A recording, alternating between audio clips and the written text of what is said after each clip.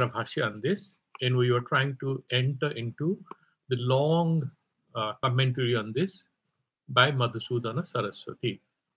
And he here in this sloka, because it deals with different kinds of meditations, Madhusudana Saraswati is trying to sort of give us a bit of a short crash course on different particular sutras of Patanjali Yoga Sutras, not necessarily to sort of comprehensively cover the subject matter, because Patanjali Yoga Sutra has 4 chapters and there are different areas which are kind of dealt with. Like you have Samadhi Pada, Sadhana Pada, Vibhuti Pada, and Kaivalya Pada. So he's not trying to sum up everything here. He's only talking about different stages of Samadhi, taking a couple of slokas from the Samadhi Pada and couple of slokas from the Sadhana Pada. So that is how he is trying to sort of deal with this whole lecture on the sloka number 15. Let's now look at the sloka again. Yunjan evam sadatmanam yogi niyatamanasah. By doing that yoga, by connecting his consciousness, that yogi, that sadhaka, that aspirant, who is niyatamanasah, the one who has sort of disciplined his mind. Or, as Shankaracharya Madhusudana Saraswati has explained, either you look at manasa as vikritis created out of the manas, the rupantaras, all the kinds of rupas or vikaras the mana can take, or you can take it as mana itself. Shantim nirbana paramam shantim massanstam adhigachati. And that fellow kind of comes to the whole substratum of my existence, which is Satchidananda Swarupa Nirvikara, Nirakara Brahma, Sattva Rupa, that particular fundamental reality towards which we are all trying to ascend by meditating on the self. That's what is now, Bhagavan has mentioned this in this sloka, Massanstam Adhigachati. And therefore, Madhusudana Saraswati thinks this is the best time to bring in the whole science of yoga, because Bhagavad Gita is a science of both Vedanta, Jnana Yoga, but also a lot of ideas on how to do your karma, Nishkama karma, how to smartly do it, to purify your antakarana, your mind, and at the same time, how to meditate, that yoga kriyas, which are mentioned in the Yoga Sutras. He is giving us a short introduction. It might appear a little tough because suddenly he's quoting from here and there, but I'll try to try my best to make it very simple and easily graspable for those of you who haven't read Yoga Sutra before. Evam rahovasthanadi purvokto niyamena atmanam mano yunjan abhyasa vairagyabhyam samahitam kurvan. And therefore, this particular sadhaka, by vairagya and abhyasa, abhyasa is yatna, that's sitting and meditating and pranayama and all the kriyas, and vairagya is practicing detachment, because one will pull you downwards, the other one will take you upwards. But if there is a student to disturb in the classroom, unless the teacher has successfully educated that particular boy to be quiet, the other good students cannot listen to his subject and grasp anything. So vairagya is important, because if there is a raga dvesha, these are like the naughty students in the classroom, the class cannot continue towards any fruitful conclusion. Therefore, vairagya and abhyasa, with the help of these two horses, there's two techniques of disciplining the mind, samahitam kurvan yogi, that aspirant, sada yoga abhyasa paro. So he is all the time doing yoga abhyasa. Abhyasa atisena, then this abhyasa, this practice kind of matures over a period of time. Niyatam niruddham manasam mano yena.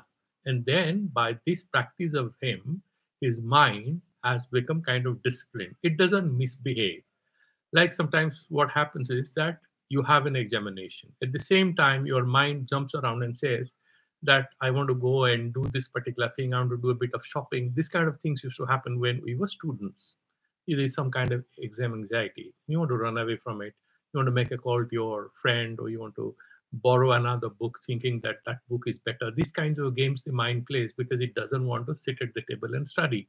Now, the mind has become niyatam, niruddham. So already it has been disciplined. The doors to run around, run away from the self have been closed by the practice of vairagya, manasa, mano, yena. The person, the sadhaka who has done that, niyata, niruddha, manasa, Or you can also interpret it like this, that the person who has kind of disciplined all the manasa. Manasa is what? Manabritti rupa vikara yena itiva.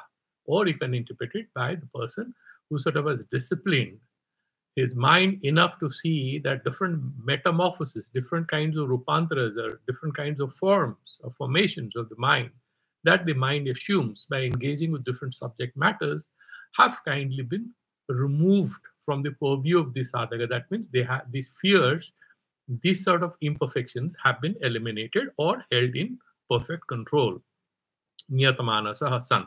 Having been that, a person who is in control of his mind, santim. What is that santim, that peace? Sarva vritti uparati rupam. Santi is not, there is a noble substance like a gold coin or something that you're getting here, is essentially sarva vritti uparati. Withdrawal from different kinds of operations of the mind, different kinds of monovrittis, like pramana, viparjaya, smriti, right? Vikalpa and nidra. These are the five vrittis of the mind. But you are withdrawing your mind from these five kinds of activities or modifications. You withdraw your mind. Rupam prasanta vahitam. And there is a peaceful continuation. It's called Taila Dharavat. Same thing is kind of repeating, a peaceful vibration. Prasanta vahitam nirbana paramam tattva sakyatkara utpati dvarena. We had discussed it here that compared to yoga, the Vedanta insists on perception of the self or knowledge of the self. That means removal of all the ignorance which prevents us from seeing our inner self. The ignorance that we are this body, we are a man, we are a woman. This ignorance, that ajnana nibritti rupa jnana, that alone will give us moksha. That alone will give us freedom. And therefore he says, tattva sakyatkara utpati dvarena. But this meditation and reaching samadhi is not the ultimate goal. It's not the final destination. However, this particular samadhi that you reach through a lot of vairagya and abhyasa is the entry gate into tattva sakshatkara. What is tattva? Tat is that Brahma Padartha. Tattva is recognition of this Brahma Rupata, Tattva Darshana. That is why we say Tattva Darshi. That means he is a perceiver of the truth, that Atma. Sarvam, that Sarvam Brahma iti Jnanam. Everything is Brahman. That kind of a Tattva, like we say Suvarnatva, Khalatva, Yogyatva, we are using Tattva to describe it's a dharma. Similarly, Tattva, Tat Padarth ke dharma. You kind of elevate yourself to understand that the person who can understand and grasp, because it has no dharma, it has no guna, nothing is nirvikara, who can grasp that truthness of that ultimate truth, if we can use that sort of a language, that is tattva, that sakshatkara, dvarena.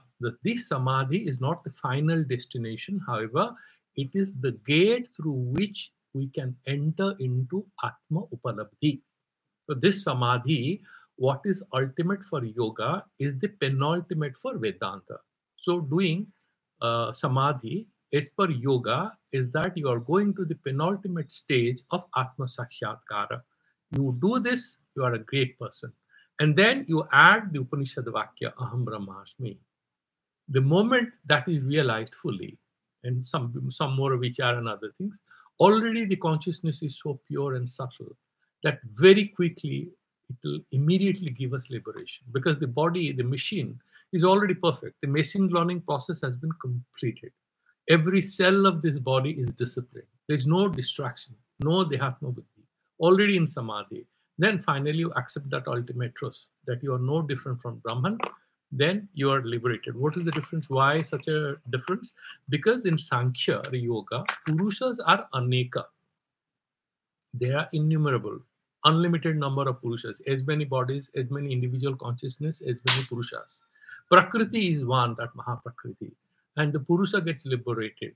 Okay, so that is the kind of imagination they have. What Vedanta brings in, Purusha is Eka Eva, that is Brahmatma Swarupa. That means what? This individual identity is just a delusion. It has to be dropped. So Sankhya and Yoga enable us to meditate on the self at an individual level. Vedanta lifts us one step further, where this individuality is dissolved in what? It becomes the pure self, then it becomes unlimited. Then it's fully liberated. There is no more any constraint. That is why he says Tattva Sakshatkara Utpati Dwarena Sakarya Vidya Nibriti. Avidya and its own karya. What is the karya of avidya? All kinds of raga, dvesa, these manifestations are the karya. These are the works of avidya. Avidya is ignorance. Because we think I am a boy, I'm a girl, I want this, I want that. Then all kinds of vrittis are there, raga, dvesa, all kinds of things. Once we remove the ignorance, then these vrittis cannot happen because the karana has been removed, the cause has been removed. Okay? Sarvakarya Brita Nibriti Rupa Mukti Paryavasainim Masanstam. So this moksha, this particular tattva sakshatkara dwara, which is paryavati, is very close. It's almost same as that moksha thing. Mat sanstam mat surupa paramananda rupam nishtam adhigachati. So this guy doing meditation, that this meaning of this sloka is explaining that he reaches there. Mat sanstam, this whole adhisthana, adhigachanti. That means he is not, he goes physically there. Adhigachanti means he goes there. No, it's not gachanti here, it's knows in that sense. Okay? Not to sansarikani aishwaryani. It doesn't meditate on gold coins or Mercedes cars or wealth or fame or anything because they are sansarika. Means anatma vishayakani. They are anatma vishaya samadhi falani. So, because if you do a lot of samadhis, you will get a lot of vibhutis. That is what we are going to discuss today in Yoga Sutras, whatever is mentioned. So, if you do a lot of siddhis, you will get a lot of abilities. Like, for example, yoga says that you can even say the future, you can say what has happened in the past, you can see beyond a certain wall. Okay, these are there. It's for the Yoga Sutras. But these are sansarika aishwaryani. A real yogi is not fascinated by them. Anatma Vishaya Samadhi Falani. So these kinds of, the Samadhi is there, you are reaching a Samadhi, but they are Anatma Vishayaka. You are not yet meditating on the self, and therefore you are getting these siddhis. Tesam apavarga upayogi samadhi upasargatvat. And if you get these vibhutis, then actually this kind of Aishwarya Phala, the Anatma Samadhi Rupa, Samadhi Phala Rupa, Aishwarya, what you get through certain meditations, these are pratibandhaka, these are obstructions, obstacles, with regard to what? With regard to final liberation. Because it's like, you remember the stories that we have read, like, for example, in Eastern India, there is this story about Tika Govinda Chandra, and that his mother sort of got to know that this guy is going to die at the age of 21 or 22. What did she do? She got him married to some 100 beautiful girls when he was barely 12, 13 or 14, and then when he became 19 or 18, she sort of took him to a big Nath yogi, that Hadipa, and handed him over the prince and said that give him sannyasa. And he says, mother, why are you pushing me? You gave me beautiful girls as my wives. I'm just 18. He's saying, no, but you have only 3 more years to perfect the sadhana. If you do not take the holy name and you don't do sadhana, you'll fall dead. So that is a story in the Vaishnava Parampara as to that. You have to all the time take Harinam. And if you stop taking Harinam, you're going to fall dead. So because this body is Nashwara, and you have to keep taking the holy name to go beyond this. That's a very popular story there. And here what he's saying is that if you do this Anatma Vishaya Samadhis to get Aishwaryas, you want to be a rich guy or all this, they will become obstructions or obstacles for your becoming immortal by realizing your immortality. You can overcome mortality by realizing your immortality. And our immortality is premised on the fact of our ability to realize our infinite self, to understand that we are infinite. That very understanding is the mother of all liberation. Not understanding is the mother of all pain and frustration that we pass through. That is what Vedanta tells. Now, we'll now slowly graduate into a bit of a digression, very useful digression.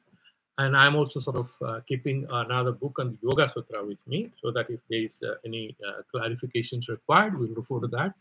So, Tathacha tat tat samadhi falani uktva aha Bhagavan Patanjalihi. So he's now jumping straightway from the statement that look here, this meditator from the Vedantic point of view, who is Yogi Niyatamana Saha, Nirvana Paramam Shantim, that Parama Shanti Rupaka, Nirvana Rupaka, Parama Shanti Rupaka, Mas Sanstha, what he gets is different from different kind of siddhis which are mentioned in the Yoga Sutras. Now, Madhusudana Saraswati is taking us on a detour, and an academic detour to some theories about yoga. Tatha cha tatta samadhi falani. And those kinds of phalas, samadhi phalas, results of lot of sadhanas, uttva aha Bhagavan Patanjalihi. So he's taking us directly to a sloka in the sadhana pada and vibhuti pada, and this sloka number is 3.37. And what is it? It's called Sthani Upanimantrani Sangasmayakaranam Punar Anishta Prashangat. Now, to understand this sloka, we will have to first understand what is the 36th sutra, which is not mentioned here.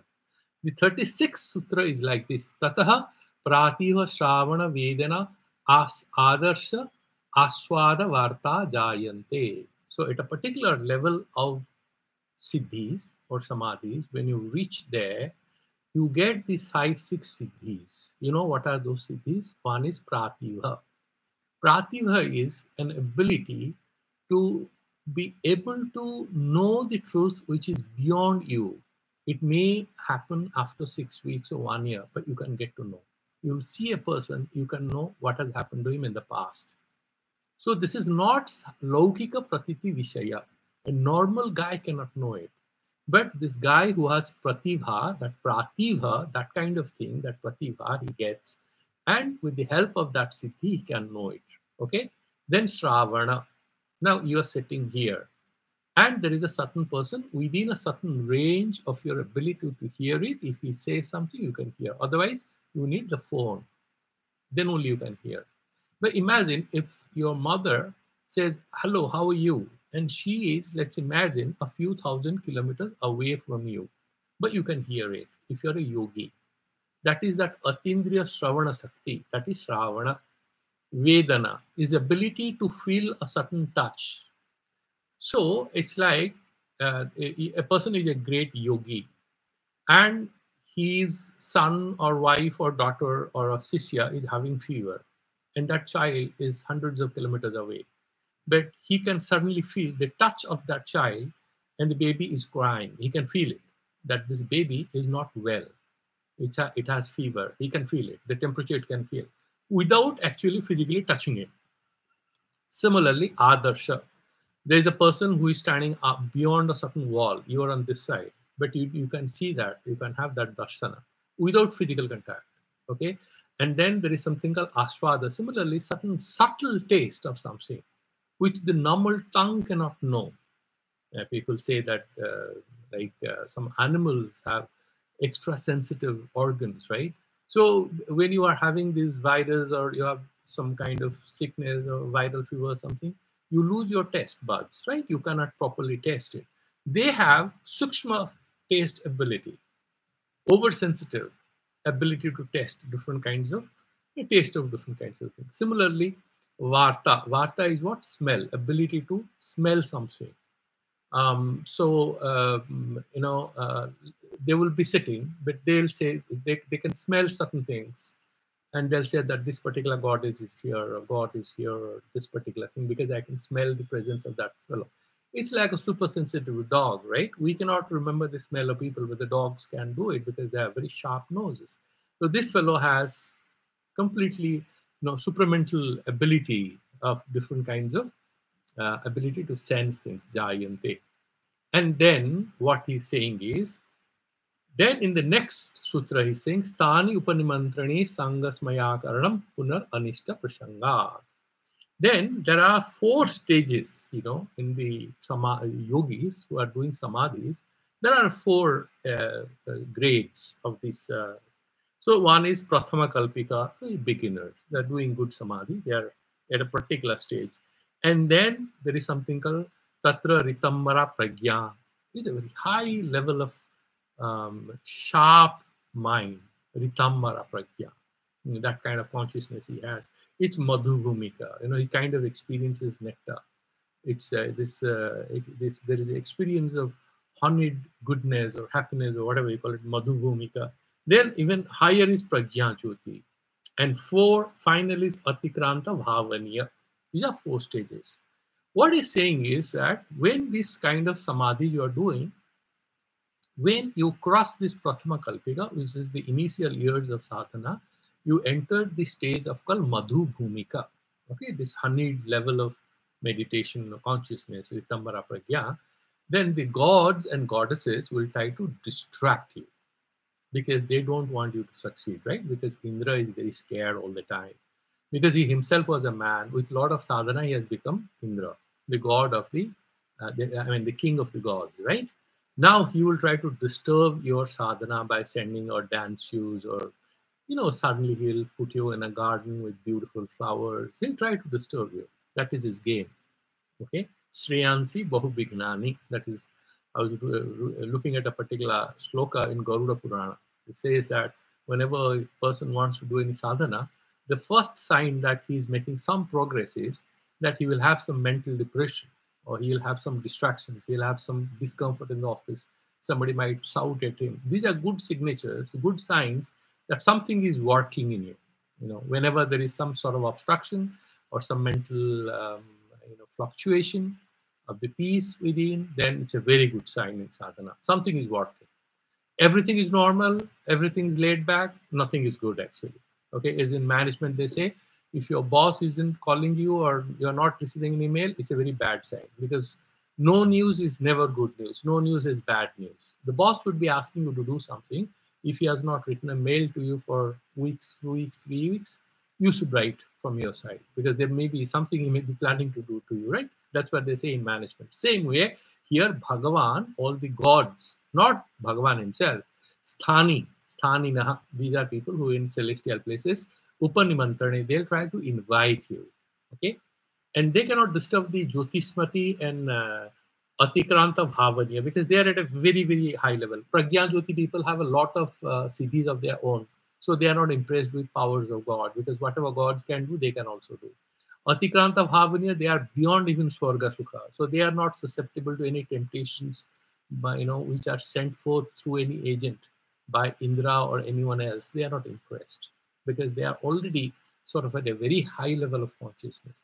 Only the second graders, the Madhubhumikas, they are susceptible to these problems of some kind of temptation, that we will give you these powers, these divine powers.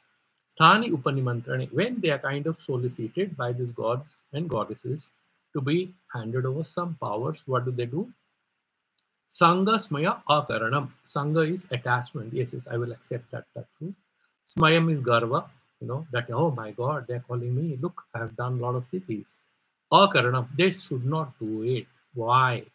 Puna Anishta Prashangat. Because the moment you do it, then you are pulled down. They win. You lose the battle. And therefore, you should not get kind of attracted by it. Why is he mentioning this sutra here? Okay, it has a link with the earlier sentence he mentioned.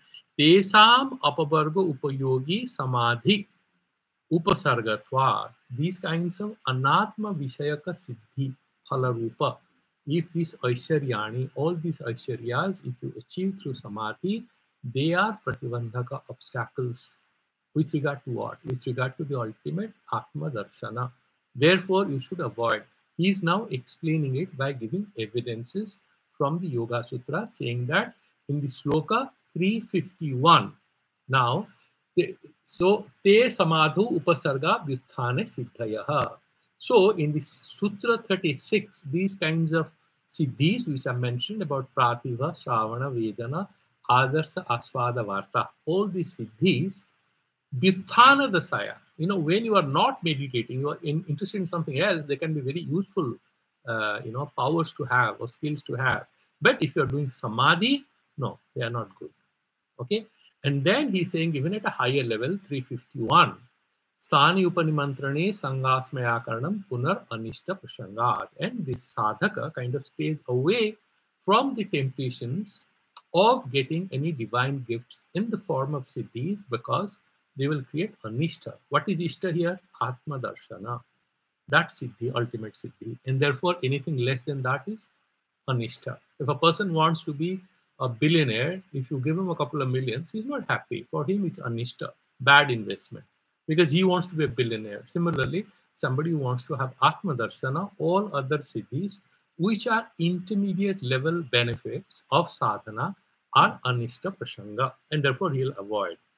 Then he explains what this sutra means. Sthanino devaha, sthani upanimantrane, tatha च उद्दालकदेवैः आमन्त्रितेऽपि आमन्त्रितःपि तत्र सङ्गम् आदरं स्मयं गर्भं च अकृत्वा देवान् अनवज्ञाय देव अनवज्ञाय पुनरनिष्टप्रसङ्गनिवारणाय निर्विकल्पकम् एव समाधिम् अकरोत् इति वासिष्ठेन उपाख्यायते. So he's quoting from Yoga Vasishtha, in which Vasishtha is talking about Uddalaka. What happens, imagine, you are sitting in a samadhi or you are doing an official task. Suddenly the CEO or head of the company or the boss of your office sort of comes to your computer and says, hello, let's go for a tea. Then what do? If you say, no, I'm busy with my work. Oh, really? You have so much work? He's going to punish you. His ego gets hurt. If you go with him, what happens? He'll shout at you at 5 o'clock because you're supposed to make a PowerPoint presentation at 5 o'clock. Okay, so end of the day, you have to make a presentation. And he's calling you for a cup of tea. Then what should you do? He's saying, okay, when the boss comes and smiles, you want to come for a tea? Oh, yeah, maybe, yeah. Then you go on acting as if you are desperate. You want to finish that presentation. Then he knows this boy is at his work, this guy. Then he doesn't disturb you. Same with these gods and goddesses who come and call you. He's giving a particular upakhyana from Yoga Vasishtha. When the Uddalaka was kind of meditating, when the gods and goddesses sort of try to invoke his attention to tempt him with certain divine gift, what did he do? He did not do any avagya of the devas. He didn't ignore them. He continued to be in that nirvikalpaka samadhi. He just kept quiet and meditated. He knows that I'm being disturbed. I cannot say, please don't disturb me. I cannot curse them. I cannot shout at them because they're divine beings. They're going to curse me, put me down. At the same time, I cannot stop meditating because I have to go up to a level much higher than these gods and goddesses, but they can be obstructions. So he goes on meditating. Okay? So, Mumukshivi Heyasa Samadhi Sutritaha Patanjalina. Then he takes you back to a sutra, which is a very fundamental sutra of Patanjali Yoga Sutra.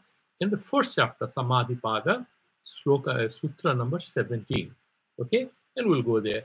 Because for Mumukshu, the person who wants to get ultimate liberation, either is for Sankhya or Yoga, where you have to be Purushakara. That means you are leaving everything below. And you are you become Atma Bhava Parna. But the only slight difference is that Atma Bhava Parnata is kind of Vichidna. It's not Avichinna. Vichidna means what? It's isolated. You are as an individual trying to get liberated. But then Vedanta says that is fundamentally flawed because all of us are just one thing. So there is nothing called an individual liberation. Realizing that all of us are one is that final liberation. That is the very refined distinction between Sankhya and Vedanta with regard to Atma Darshana. But nevertheless, both are in an extremely high level. If you can reach the Sankhya Atma Darshana with a bit of Vedanta, full liberation becomes very easy, as per the Shastras. So here he's saying that those who are mumukshus, for them, these samadhis, which we discussed above, are here. They are not ultimate. Why? They are not ultimate because they only take you to a certain level. But what is the ultimate samadhi? Asampragyata samadhi. Sampragyata samadhi is alambana sapeksha. You are depending on something. And so it's a kind of dependent kind of thing.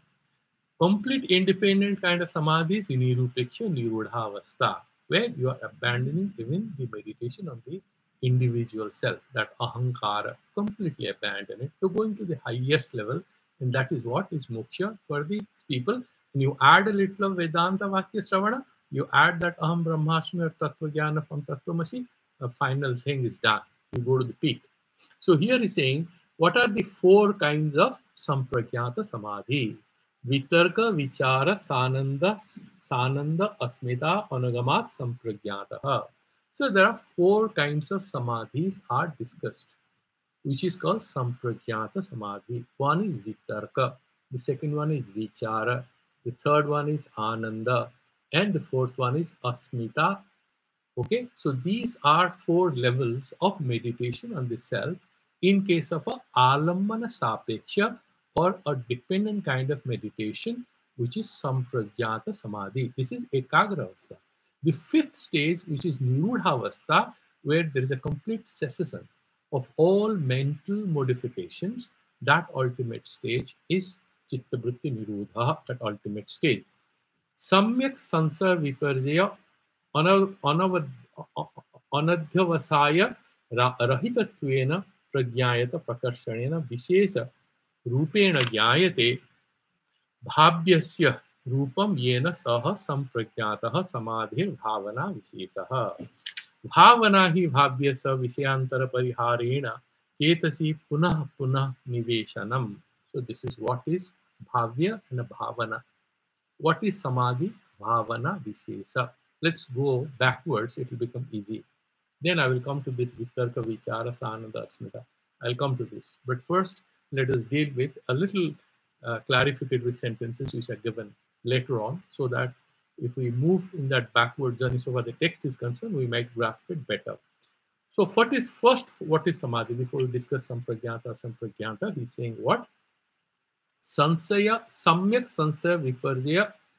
Sansaya and viparya. What is sansaya? Doubt. Viparya is mithya jnana, faulty understanding, doubt regarding what is true. This is sansaya and viparya.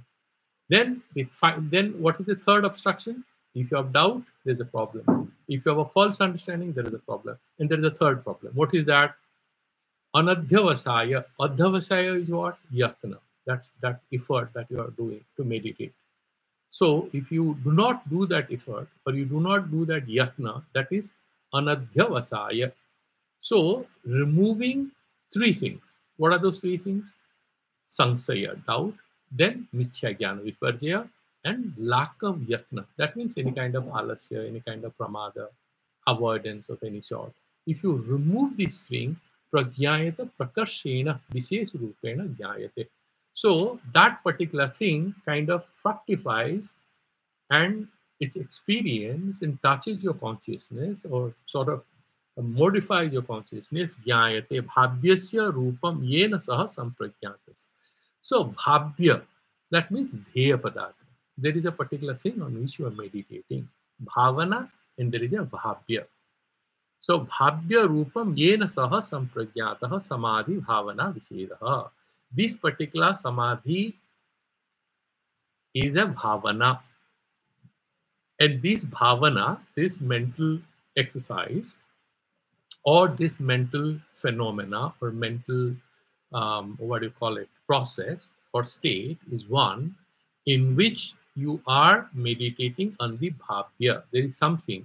And this bhavya rupa is comprehensively pakrashena visheshena jnayate. And you can be aware of that bhavya padartha. That means there is a dheya vastu, and you are meditating on it. And as a result of this samadhi, that particular dheya vastu, the object on which you are reflecting or meditating, it sort of is best reflected, if I can put it in these words. That is called sampragyataha samadhi. And what is that samadhi? Bhavana visheshaha. That is a kind of thinking or meditation. And what is that bhavana? Bhavana hi bhavyasya vishyantar pariharena chetasi punah punah niveshanam. What is bhavana? That means bhavanantara. So imagine you are meditating on Lord Shiva, and suddenly a McDonald's picture come into the mind. Then there is bhavanantara. You're thinking about preparing a certain project paper within next 2 days. And suddenly somebody says, do you know there is a race course here and people make a lot of money? And would you like to go and have a look? They're going to have a big horse race, and some big horses from Europe and other places have been sort of been brought in, you know. A lot of people are going to be there. You want to have a look at it? So you forget about your project work. That is Visayantara, Bhavanantara. But if that Bhavanantara you remove, no distractions, then you have Bhavyasya Visayantara Pariharena Chetasi Punah Punah Niveshanam. So again and again you are only thinking about that project that you want to finish in next 2 days. Here you are doing meditation on the self. So punah punah niveshanam. Again and again you will continue to think about that subject matter. What is that? Atma eva. So meditating on the self. Or if you're meditating on Lord Ganesh or Shiva or anything, we'll go to those things. That's Sthula Padartha or Sukshma Padartha or Ati Sukshma, or it is that Grahana Padartha or Gahitri. So there are four more types of divisions. These are all nomenclatural, very sophisticated. We are talking about simple meditation and samadhi. They are talking about like super specialists dealing with different finer details of how to meditate and what are the states you achieve. These are the things they are discussing here. Bhavyam cha trividham, grahya, grahana, gahitri, veda. And what is bhavya, on which you are meditating? What is that object of meditation? What is the subject matter of meditation? He's saying again, there are three kinds. And what are they? Number one, grahya. That is means sthula padartha, which is external object. You are meditating on it. That is grahya. Okay. Then grahana. Grahana here will be the senses, jnanendriyas themselves. Okay, this whole process of reception. One is the received entities, the objects of reception. Then it is reception. And finally, the receiver, the perceptor, if you can say it, perceiver, adhyata. So, dhyana, dheya, and dhyata. If you take these, the knower, the known, and the process of knowledge, process of knowing, if you divide it like this, the bhavya, what you will meditate on, depending on whether your meditation is focused on an external object, whether your meditation is focused on this very process of perception, or it is focused on the preceptor or the person, the perceiver, the guy who is meditating. Depending on these three things, okay, object, subject, and the process, connecting the object and the subject, these bhavya padartha, what you are meditating on, can also be of three types. Grahyam api dvividham. And what is that grahya? First, we discussed what grahya, grahana, gahitri. So, what is that grahya? Whatever you're receiving, the object of your meditation, the receive, whatever is you're trying to receive. This grahyam api dvividham. There can be of two types. What is stula, sukshma, bheda? So, you may be meditating. You may be trying to know through this process of meditation. You may be meditating on a stula padartha, external physical object, or you may be looking at a subtle object. What is the external subject? You can look at the external subjects like Pancha Mahabhuta and other things, right? And what is the subtle things? Pancha Tanamatras. So you have Sukshma Bhuta, right? So you have the Akasha, which is Thula Akasha, but there is a Sukshma Akasha, which is not at all manifest at all. I mean, that's something fascinating from the point of view of modern physics, right? You're talking about dark matter, inner space, stuff like that. So we had certain ideas about Tanamatras. So we have these Tanamatras, out of which the external Panchabhutas are created. So what he's saying is here that Grahyam api Sthula and Sukshma Bheda Dividam Taduktam. Sheena Brittir Avijatasya Iva Maner Grahitri Grahana Grahyeshu Tasta Tad Anjanata Samapattihi. This is sloka number, sutra number Samadhipada 41. In that sutra, what he's saying is, this is suddenly jumping from sloka 17 of the first chapter to this sutra 41. He's here talking about how to sort of, nomenclaturally speaking, classify our meditation into three types. Okay, and what is this? He's saying Shina Rajasa Tamasa Brittiyo Jasya. When you have Shina Brittir Avijatasya, Avijata is the name of a money, a kind of a precious stone. Shina Brittehe Manehe Avijatasya Iva. So this is how to do Anvaya. When these Rajas and Tamas, then you have Sattva. These are the three gunas, three qualities of the mind.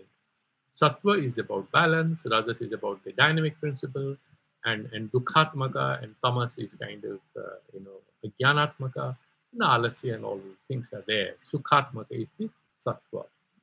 When these Rajas and Tamas, the operation of these two gunas or qualities in the mind, Antakarna, when they become very thin, that means there is no kind of laziness in you, There is no tamasikata and there is no rajasikata. There is no running around. I want a house and a car and this and that. When these vrittis become very thin, that means you become purely sattvika, balanced. And then what? You are in a very high level of vikshipta sthiti. You are very quiet, you have dharmika properties, you are a very ethical person, you have a very balanced mind. Sattva pradhana, all the time happy. When you have this, avijatasya eva manir grahitri grahana grahyeshu, then this avijata mani, it's like a spatika, okay? Just imagine a crystal. And this crystal doesn't have any color of its own. If you take this crystal and put it on a blue sari, what is going to be the color of that crystal? The crystal is going to look blue. You put it close to a china flower, it's going to look red. You put it next to maybe some other flower, like a champaka or something, it'll look yellow because it has no color of its own. It's a very transparent stone. Same way, when the consciousness is very transparent, it becomes sattva pradhana. It's very, very sattvika. In that state, because rajasika and tamasika pravritis have become very thin. At that stage, because like a avijata depending on what are you meditating on, depending on the object of your meditation, whether it is grahya vastu or grahana vastu or gahitri vastu, what are you meditating on? Depending on that, the samadhi will become grahya panna. It takes the form of grahya vastu, or it takes the form of grahana vastu, or it takes the form of gahitri vastu. Why is he mentioned? Because that will be linked to the first sloka he mentioned. What was that? That when you are meditating, vitarka vichara sananda asmita. So you have something called savitarka samadhi, nirvitarka samadhi, savichara samadhi, nirvichara samadhi, then sananda, and then sasmita.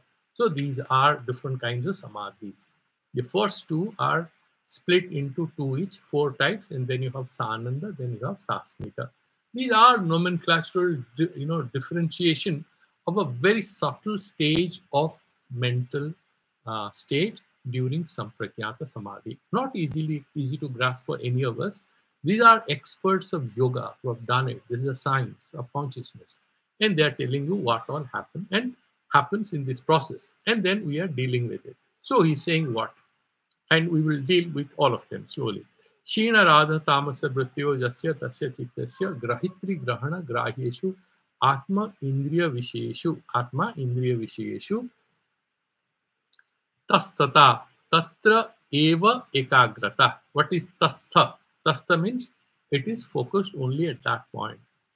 Okay, tatra eva ekagrata. Tad anjanata. Anjana, that perception. Tat anjanata means tanamayata. It becomes full of that. Tananjanata. Nyag bhute. Nyag means shina. Shina bhute chitte. That means the mind is already very subtle, very sharp. It doesn't have any tamasika and rajasika vritti. It's very transparent. Bhavyamanasya eva utkarsa iti yavat. Then whatever you are meditating on, what is the bhavyamana? Bhavyasya bhavana vishesa samadhi, right? Bhavyasya bhavana vishesa samapatti. That is the definition he mentioned. So bhavya, whatever you are meditating on, that puna pravesha, bhavya vastu, again and again, you do puna nivesha, antakarane. That is what is samadhi and the samapatti. And therefore, what he's saying is that when you do this bhavyamana, whatever you are thinking about, that bhavana, vishesha, what is the object, that bhavya. In that bhavya vastu, this whole consciousness takes the form of that bhavya vastu. This bhavya vastu, which means whatever you are meditating on, the subject matter of your meditation, again, it can be either grahya vishayaka, it can be grahana vishayaka, or it is gahitri vishayaka. It's either about the physical or subtle objects. It's about the process of meditation, which is the grahana vishayaka. It's on the senses, or it's on the self. That particular grahita, this whole the one who is connecting with this external internal reality, that particular thing, and we will discuss that. We'll go back and forth to explain because slightly subtle differences that he is discussing. Nyagbhute chitte bhavya manishya eva utkarsa iti yavat. Tatha vidha samapatti tadrupa parinama bhavati. So this samapati, bhavyasya bhavana vishesha, right? That is samapati. This samadhi, depending on what are you meditating, it takes that form, tadrupa parinama. It results, the consequence of this meditation. That means the way you meditate, the result of the meditation, that the mind takes the form of that. Yatha abhijatasya nirmalasya spatika manehe. The way there is a abhijata namaka spatika. This is a crystal. Okay. Manehe tad upasraya. Upasraya means upadhi. Upadhi is a title. Okay. So upadhi is a superimposition. Tad upasraya vasat, because of certain superimpositions. That means, what is the secret of all this kind of language, Because they are trying to drive home the point that Purusha is nirvikara, nirakara, nirguna. It takes names and forms in Sankhya and in Vedanta. In Sankhya, Purushas are many. In Vedanta, Purusha is just one, which is Atma. So that is the subtle difference. So here, they are going to take us slowly back to Purusha, which is Nirguna Nirakara. So what they have to tell, whatever we experience, these thoughts are real or unreal. They have to explain these are unreal. And how do they explain it? So they are saying that these are superimpositions. When you start meditating, the mind takes the form of what it is meditating on, which means in Vyuthana Dasa, when we are doing a lot of activities, our mind even doesn't realize it has taken different forms, but it has already taken different kinds of forms. So the chitta, the mahattattva rupa, the buddhi, sort of forgets, and then it goes to that buddhi, realizes that I'm only buddhi. All these modification indriyas and the visayas, they are unreal. Then suddenly it dumps that buddhi and becomes purusha swarupa. That is the asampragyata samadhi. Sampragyata samadhi sort of goes till that buddhi. Okay, and beyond buddhi is what? That buddhi or mahatattva. Beyond buddhi is that atma, that purusha. So prakriti and everything goes down, and then it becomes purushatmaka. Then all the delusions are gone, and it gets liberated. As per Sankhya and Vedanta, we have same, except as I told you, we talk about just one purusha, not many. So slowly he is introducing, in a very beautiful way, that whatever appears as real are essentially a set of superimpositions.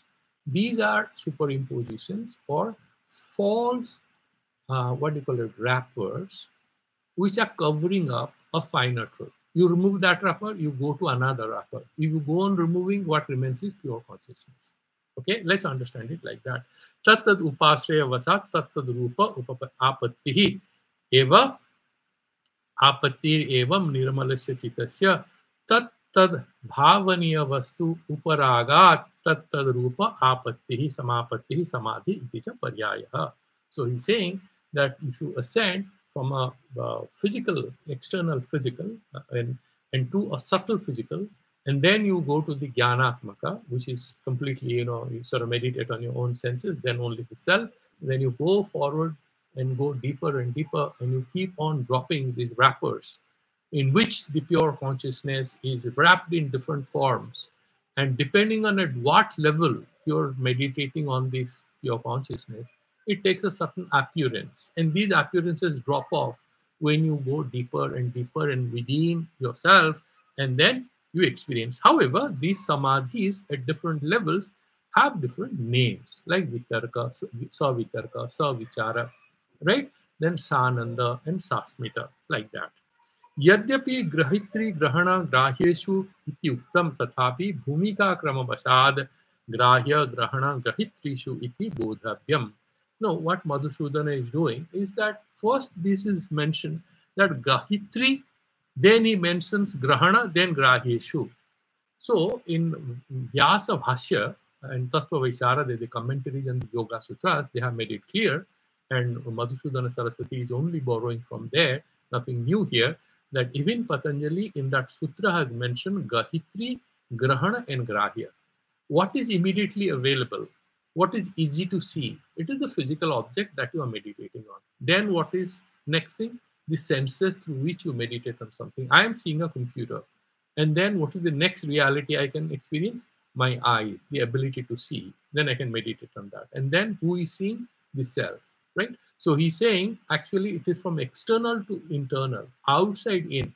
That way, what should come first is grahya, then grahana, that connective process, and then you go to the grahita, that perceiver. And therefore, this is a very academic point. यतः प्रथमं ग्राह्य निष्ठम एव समाधिः भवति ततो ग्रहणनिष्ठः ततो ग्रहितृनिष्ठ इति ग्रहित्रादि क्रमो अपि अग्रे व्याख्यास्यते. Okay, so he's saying that, look here, and Bhagavan Patanjali has kind of also explained, taking this into account, that first is the grahya nishta samadhi, then grahana nishta, and then you have that grahitra nishta.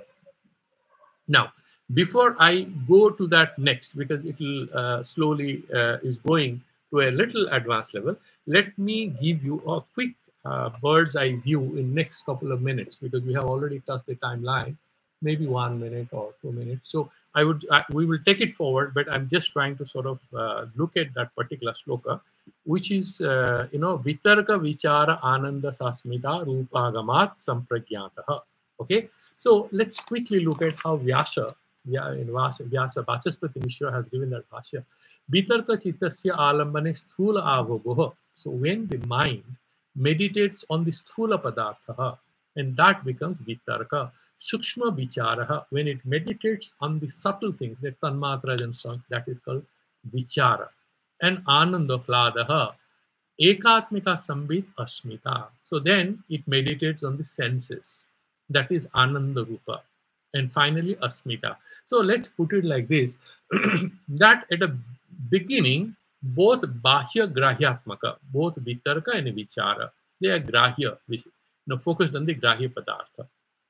So what do you do? First, you meditate on the Panchabhutas. Maybe it's a computer, or maybe you have Chaturbuja, Vishnu, or whatever, Sthula Vishaya. Then you meditate on it. And then you go inner. What is the Vichara stage?